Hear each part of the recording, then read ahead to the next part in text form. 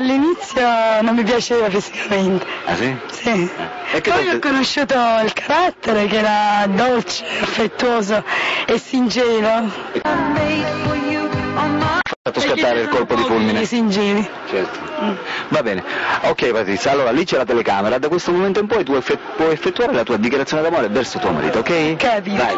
Allora, io voglio dire a mio marito che anche ci sono persone che ci vogliono male e che ci hanno ostacolato nel nostro amore, nessuno ci dividerà mai, perché la fede e il nostro amore non ci può dividere nessuno, neanche con la cattiveria, la malvagità e le menzogne, perché Dio da lassù e la mia famiglia, perché ho la mamma morta e due fratelli con l'incidente di morte e mia sorella morta, ci proteggo da lassù, e alla facciazza di quelli che ne vanno male Dio ci proteggerà per tutta la vita. Stamattina ho visto un matrimonio alla cattedrale di 50 anni e noi ne faremo 70 anni di matrimonio. Ok.